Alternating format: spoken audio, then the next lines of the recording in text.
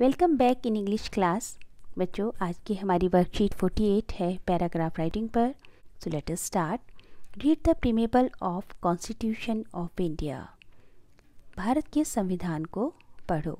You would have come across the preamble in your text book also. Preamble का मतलब होता है जो उसके मुख्य पार्ट हैं संविधान के, जो हमेशा हर बुक के शुरुआत में लिखा रहता है और जिसमें Justice, liberty, equality and fraternity are the four pillars of democratic India। इसमें बताया जाता है कि हमेशा एक न्याय, लिबर्टी मतलब आज़ादी यानी स्वतंत्रता, इक्वालिटी मतलब समानता एंड फ्रेटर्निटी मतलब भाईचारा, ये चार हमारे लोकतांत्रिक भारत के पिलर हैं, चार पिलर्स हैं। और यहाँ पर ये प्रीमेबल आपको दिया है। The people of India, having solemnly resolved to constitute India into a sovereign democratic republic and to secure to all its citizens justice means social, economic and political, liberty of thoughts, expression, belief, faith and worship, equality of status and of opportunity, and to promote among them all fraternity, assuring the dignity of the individual and the unity of the nation। ये चारों जो हैं हमारे preamble के, हमारे constitution of India के चार pillar हैं जिसको हमेशा हमारे लोकतंत्र में फॉलो किया जाना चाहिए। जब हम जस्टिस की बात करते हैं तो हम बात करेंगे social justice, economic justice and political justice, यानी सब तरह से न्याय मिलना चाहिए एक इंडिविजुअल को। जब हम लिबर्टी की बात करेंगे तो इस देश में रहने वाले हर सिटीजन को आज़ादी है विचारों की एक्सप्रेशन की, उसके जो विश्वास हैं उनकी, उसकी जो आस्था है उसकी, और उसकी जिसको वो धर्म को वो मानता है उसकी।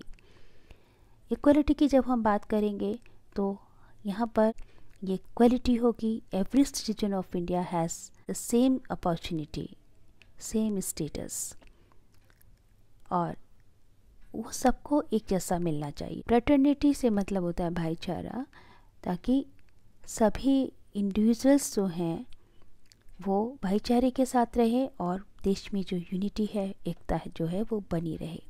इन our constitution assembly this 26th day of November 1949 do hereby adopt, enact and give to ourselves this constitution।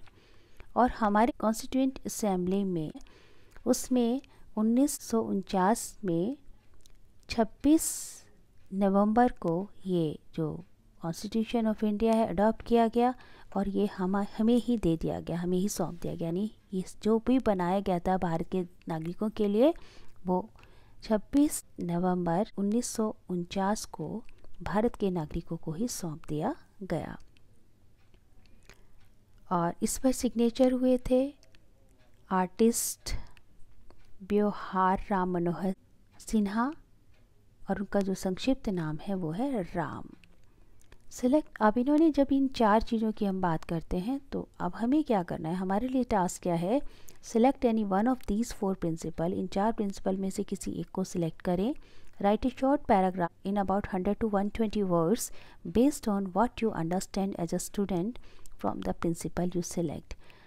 आपको एक पैराग्राफ राइटिंग करनी है 100 to 120 वर्ड्स में, और अपनी अंडरस्टैंडिंग के आधार पर कि आप इन में से किसी भी एक प्रिंसिपल को लें और उसको एक्सप्लेन करें, उसको समझें जो आपने समझा है। एक स्टूडेंट होने के नाते हमने सेलेक्ट किया है लिबर्टी। पहली जो लाइन है हम हमारे इसी प्रीमेबल से ले लेते हैं। Justice, liberty, equality and fraternity are the four pillars of democratic India. यानी भारत के लोकतंत्र भारत के जो चार मुख्य पिलर हैं, फोर पिलर्स हैं, वो हैं justice, liberty, equality and fraternity. Liberty word is derived from Latin word liber which means free।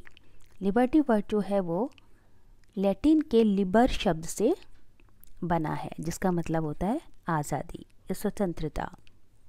It is a state of absence of any restraint।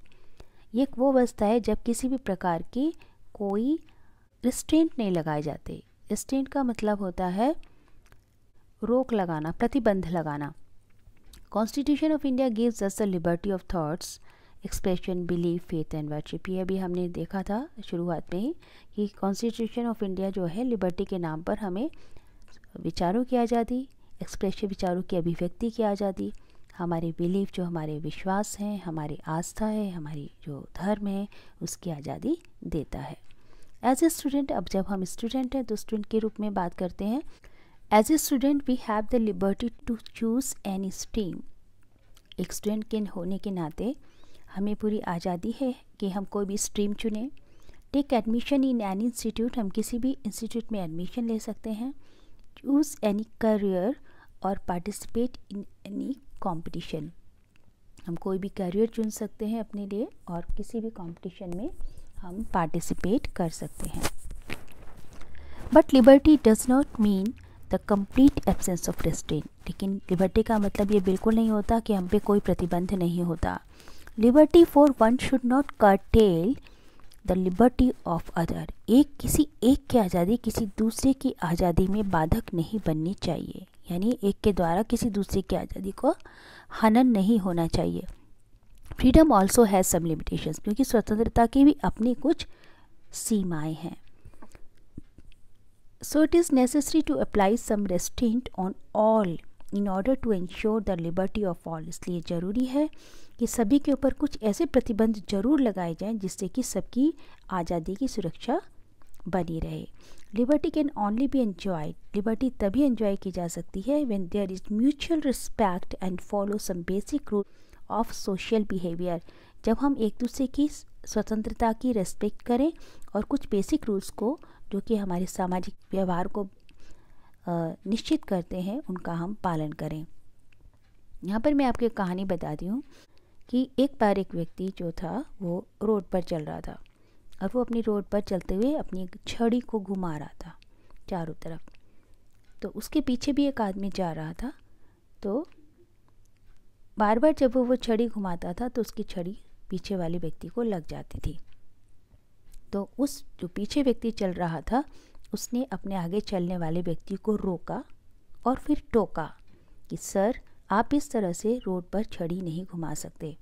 तो उस व्यक्ति ने कहा, पहले वाले व्यक्ति ने कहा, क्यों नहीं घुमा सकता, मुझे तो पूरी आज़ादी है, जो मैं जो चाहूँ वो करूँ। तो उसने कहा, आप बिल्कुल सही कहते हैं, आप आज़ाद भारत के आज़ाद नागरिक हैं, आपको पूरी आज़ादी है, जो आप चाहें वो करें, लेकिन आपकी आज़ादी उस वक्त समाप्त हो जाती है जहाँ से मेरी नाक शुरू होती है। यानी यदि आपकी आज़ादी, आपकी छड़ी घुमाना मेरी आज़ादी में खलल डालता है तो आपकी आज़ादी नहीं कहलाएगी। तो इस कहने का मतलब यही था कि हमें अपनी आज़ादी की भी एक सीमा रखनी चाहिए ताकि वो किसी दूसरे की आज़ादी में खलल ना डाले। तो बच्चों, आई होप कि आपको ये अच्छे से समझ आ गया होगा। इसी के साथ हमारी आज की क्लास समाप्त होती है।